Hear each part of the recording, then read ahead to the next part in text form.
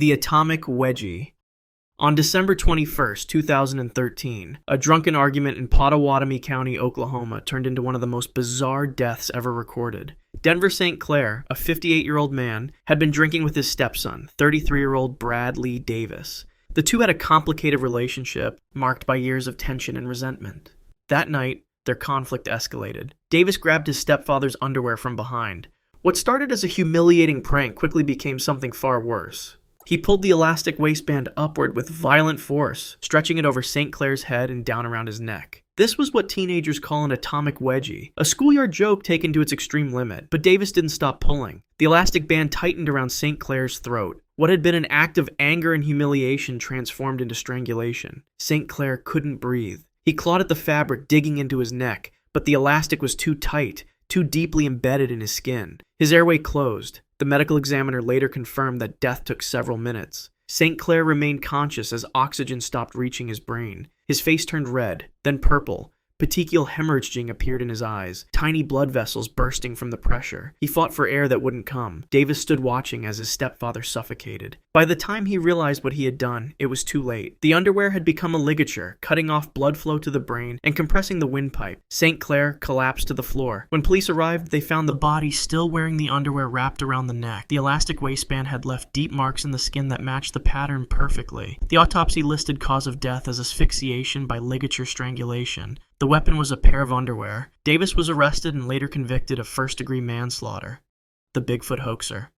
On August 26, 2012, Randy Tenley stood in the middle of U.S. Highway 93 near Kalispell, Montana. It was after dark. The 44-year-old wore a full military-style ghillie suit, a camouflage outfit covered in shaggy strips of fabric designed to make a person invisible in natural surroundings. His plan was simple. He wanted to create a Bigfoot sighting, to scare passing drivers and hopefully make the local news. His friends waited on the shoulder of the road, watching as Tenley positioned himself in the traffic lane. Cars approached in the darkness. The ghillie suit worked exactly as designed. Against the black pavement and night sky, Tenley was nearly impossible to see. He looked like a shadow, a vague shape that didn't register as human until it was too late. The first car came fast. The driver never saw him. There were no brake lights, no swerving, no attempt to stop. The vehicle struck Tenley at highway speed, throwing his body several feet down the road. The impact broke bones and caused severe trauma, but it wasn't immediately fatal. He lay on the pavement, injured and unable to move. Seconds later, a second car approached. The driver had no warning, no time to react. The headlights illuminated Tenley's body only at the last moment. The car ran over him. This impact finished what the first had started. The crushing force caused massive internal injuries. His chest cavity collapsed. Organs ruptured. Death came quickly after the second strike. His friends ran from the roadside, screaming for help. When police arrived, they explained the Bigfoot hoax. Investigators found no skid marks from either vehicle. Both drivers never saw what they hit until impact. The ghillie suit had worked too well. Tenley died invisible on a dark Montana highway, killed by his own successful disguise. The deadly ding-dong ditch.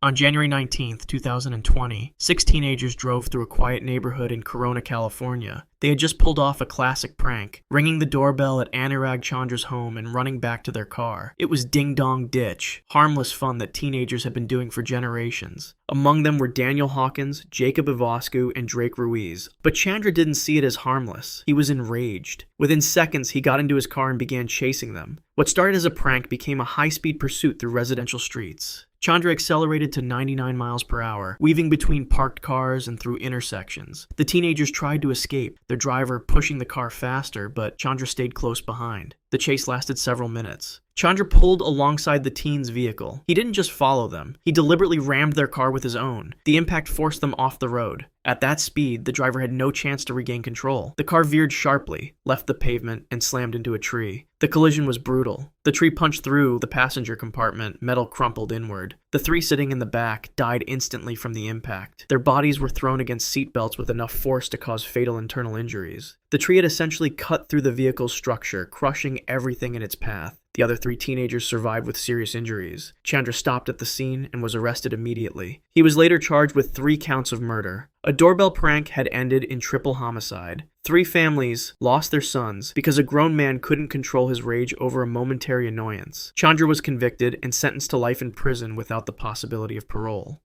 The Royal Radio prank In early December 2012, Jacinta Saldana was working her shift as a nurse at King Edward VII Hospital in London. The hospital was treating Kate Middleton, who was pregnant with her first child. That morning, the phone rang at the nurse's station. Saldana answered.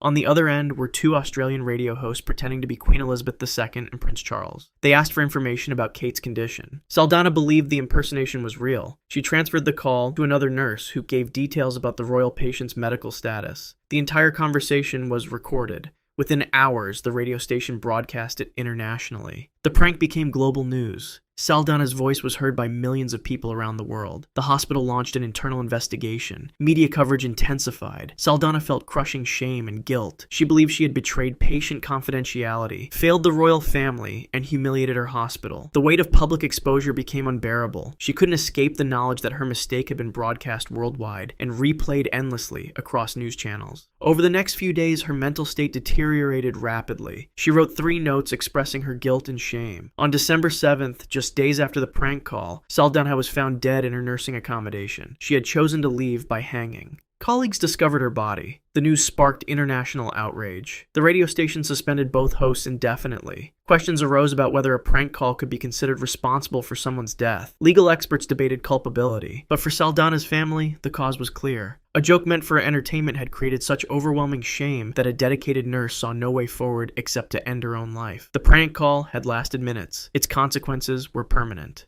The dry ice pool. On February 29, 2020, a birthday party was underway in Moscow, Russia. The celebration was for Ekaterina Didenko, a social media influencer with a large following. Her husband, 32-year-old Valentin Didenko, was among the guests gathered around an indoor swimming pool. Someone had planned a visual spectacle to make the party memorable. They would dump dry ice into the pool to create a dramatic fog effect. Partygoers carried more than 60 pounds of dry ice to the pool's edge. They dumped it into the warm water all at once. The reaction was immediate and spectacular. Thick white fog erupted from the pool, rolling across the surface and spilling onto the deck. Guests cheered and laughed. Several people, including Valentin, jumped into the pool to swim through the fog. But dry ice is frozen carbon dioxide. When it sublimates in warm water, it releases massive amounts of CO2 gas. Carbon dioxide is heavier than air. It sinks and displaces oxygen. The gas was invisible, odorless, and filled the indoor space rapidly. The swimmers in the pool suddenly couldn't breathe. There was no smoke, no visible danger, just the absence of oxygen where air should have been. Valentin and 2 others lost consciousness almost immediately. Their bodies went limp in the water. Other guests tried to help but began collapsing themselves as they entered the gas cloud. Confusion spread through the room. People gasped for air that wasn't there. The decorative fog had become a suffocating blanket of carbon dioxide. Emergency responders arrived within minutes, but 3 people were already dead, including Valentin. Several others required hospitalization for asphyxiation. The autopsy confirmed carbon dioxide poisoning. Ekaterina had lost her husband at her own birthday party. A prank meant to create beautiful photographs had displaced all the oxygen in the room and killed 3 people in minutes. The initiation impalement.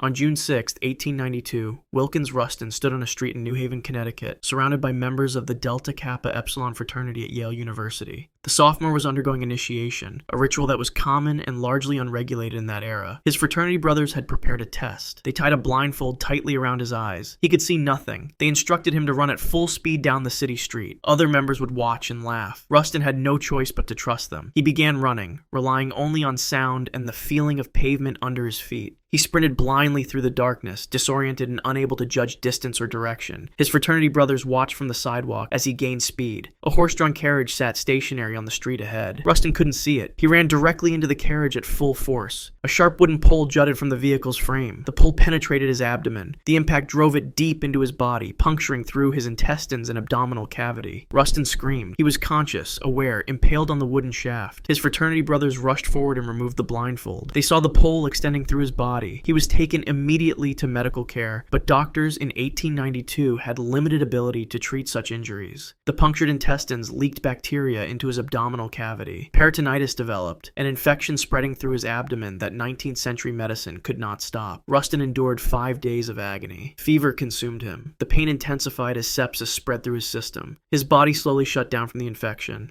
On June 11, 1892, Wilkins Rustin died. A single moment of blindfolded running had resulted in a slow death by infection, all in the name of fraternity tradition. The Blindfolded Gorge.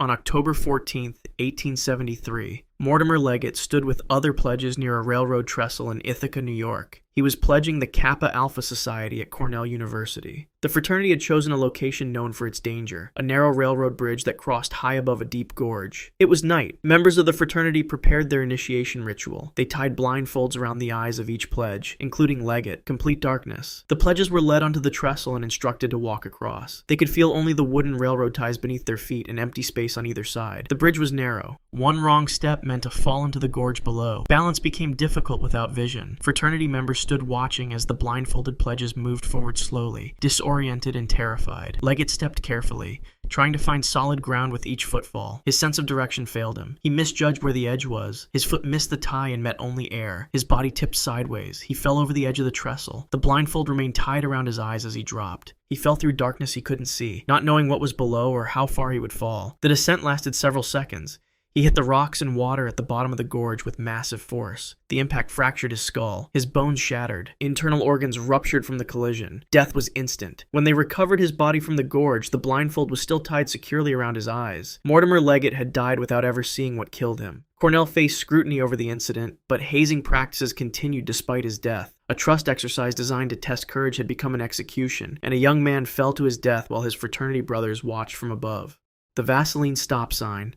On August 17, 2011, two teenagers in rural Pickaway County, Ohio, decided to pull a prank on passing drivers. They took petroleum jelly and plastic wrap to a stop sign at a quiet intersection. They smeared the jelly thickly across the sign's surface and wrapped it in clear plastic. At night, the sign became completely invisible. Drivers would approach the intersection with no warning to stop. The teens wanted to watch the confusion as cars rolled through without stopping. That evening, 80-year-old Jean Shea was driving with her sister, 85-year-old Mary Spangler, in the passenger seat. They were traveling on familiar rural roads they had driven for years. As they approached the vandalized intersection, Shea saw nothing to indicate she should stop. The sign was there, but the petroleum jelly and plastic wrap made it impossible to see in the darkness. She drove through at normal speed. An SUV was approaching from the perpendicular road. That driver had the right of way. He saw Shea's car not stopping and tried to brake, but there wasn't enough time. The SUV struck the passenger side of the car at full speed. It was a T-bone collision. The impact crushed the passenger door inward. Metal crumpled directly into where Spangler sat. She absorbed the full force of the collision. At 85 years old, her body couldn't withstand the blunt trauma. Her ribs shattered. Internal organs were damaged beyond repair. She died instantly from the impact. Shea survived with injuries but lost her sister. Police found the teenagers shortly after. The petroleum jelly was still smeared across the stop sign, evidence of what they had done. They were arrested and charged. A simple prank designed to cause momentary confusion had made a stop sign invisible and sent an elderly woman through an intersection to her death.